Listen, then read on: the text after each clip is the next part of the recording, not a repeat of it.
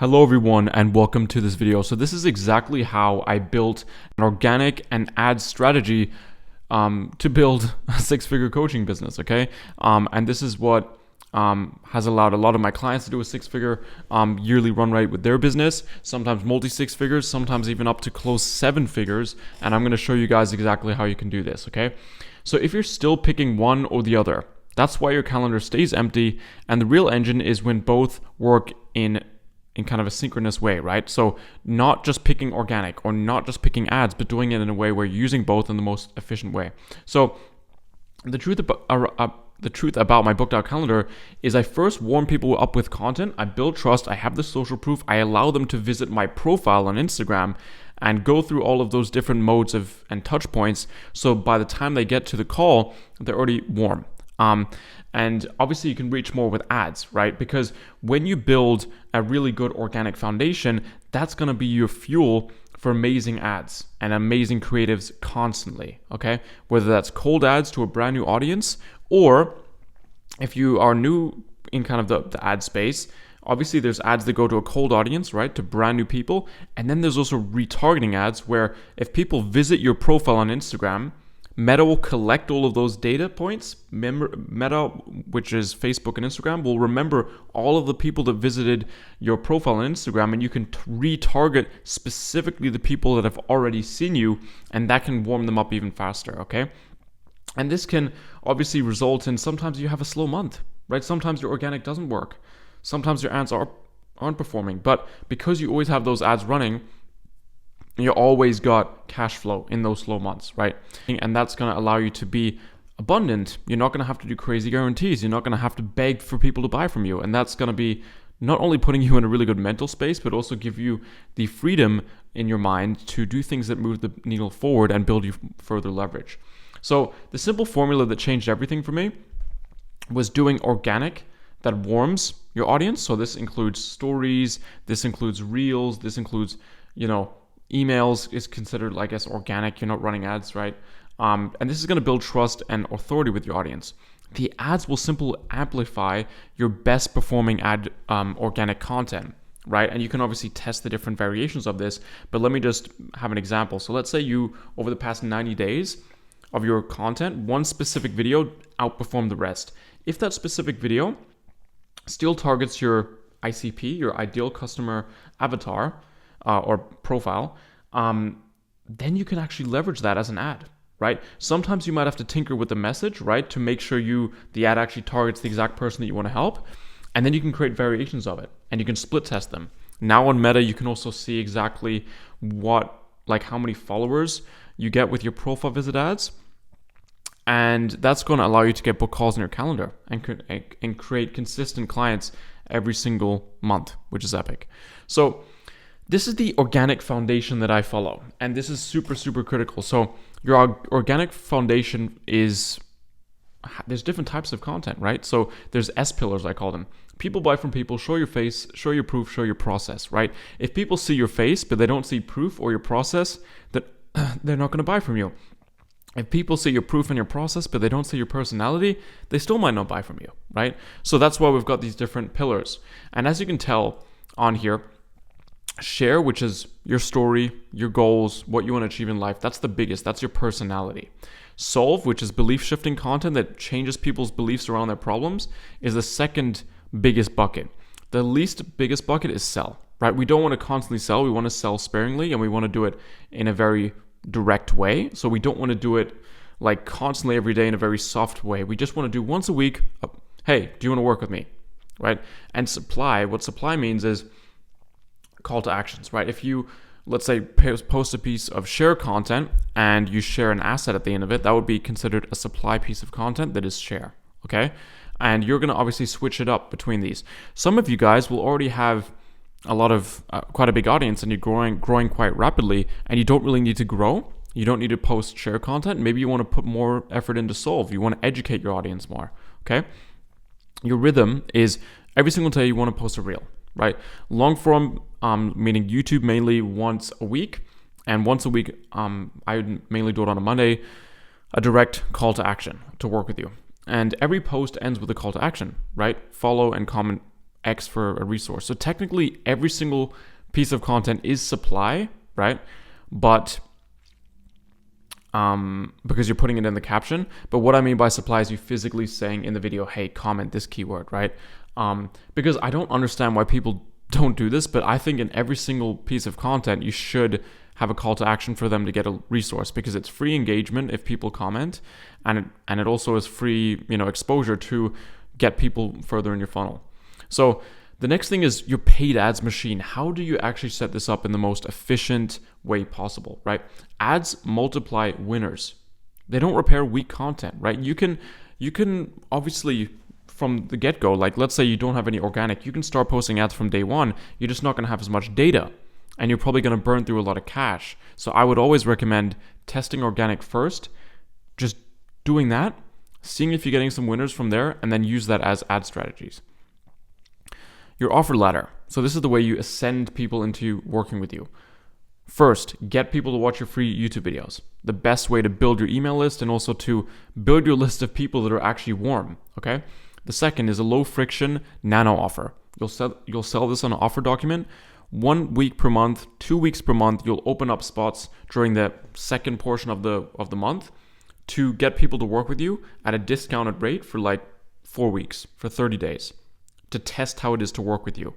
This creates a good relationship, gets people to take action faster, and is an easier way to ascend people into your core program, which actually delivers the transformation. So a key thing here, guys, is you don't want to make your low ticket product 3 months long, give them everything, because then they have no point to ascend to your core offer, right? Make it long enough where they can see the value, but short enough to the point where obviously they need to work with you longer to reach the real core result that they're wanting to get to, and then it's an easy upsell, okay? And it's a really good way for people to, get to work with you really fast.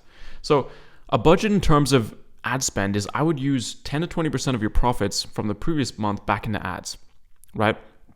Scale the ad that creates replies and ultimately calls, and ignore the cheap vanity clicks, right? If you see, this ad's got a very low cost per profile, but it's not generating followers, doesn't matter, right? Do the one that's generating you the followers, the calls, etc. And like I said, on the ads manager, you can see which ad generates followers, and that's what you should optimize for. So if you see 2 ads, one's got a very cheap profile visit, right? Like for the traffic, and the other one's got a very high profile visit, but it's generating followers, then guess which one you should optimize for? The one that's getting you the cheapest followers, right? Or the most amount of followers. Okay, it seems like your boys just skipped a slide. Copy that converts. So here is some proven openers and ways that you can script your ads. This doesn't only apply to ads, but also to your organic content, and I'll just run you through them. So the first thing is there's 4 core belief shifts that I teach my clients inside Reality Creatr on how they should optimize their profile, okay? Or optimize their content, should I say. So the first one is going from problems to symptoms, right? When you call out a problem, gaining body fat, lack of leads, people just scroll. They don't really care. They might have the problem, but they don't fully own it. Right? Imagine if you're like a dating coach and you're like, are you sad, alone, and have no partner? They might be like, piss off, like I'm scrolling past, right? But if you say like, is your phone, like, are you not getting texts from anyone you care about? Then it's like, yeah, I do get that. That's not theory, that's their Tuesday afternoon after work, right? And that's what stops the scroll. Belief shift number 2, going from goals to priorities. Don't get me wrong, it's good to describe goals in your content, but when you always describe the dream body, the quitting your 9 to 5, traveling the world, people can't relate to reaching those goals today, right? But what they do care about is what their next step looks like to get to that goal, which could be do this 5-minute workout in the morning to, lose a bit of weight, right? It could be posting your first piece of organic content to build their personal brand. It could be, whatever. But something actionable, because then that turns them to send me the damn invoice buyers, right? People are like, yeah, I feel that it's working, and I want to take action on it. Belief shift number 3, going from dreams to milestones. This kind of goes off the previous one, which is dreams sell the vision, but it can lead to overwhelm. And when you have something that is actionable, like this is your first win along the path, your first inbound DM from a dream client, dropping 2 pounds per week, It feels possible, and when it feels possible, it feels purchasable. A lot of people nowadays have been sold the dream constantly, and people know that what's too good to be true mostly isn't true. But what feels doable, milestones, probably is true, and they're more likely to buy. Going from educational to belief shifts. Now, this is a bit ironic, but yeah. Educational posts are useful. How-to content, tutorials are useful. But buyers don't want how-tos. They want their beliefs to be shifted. They want to be inspired.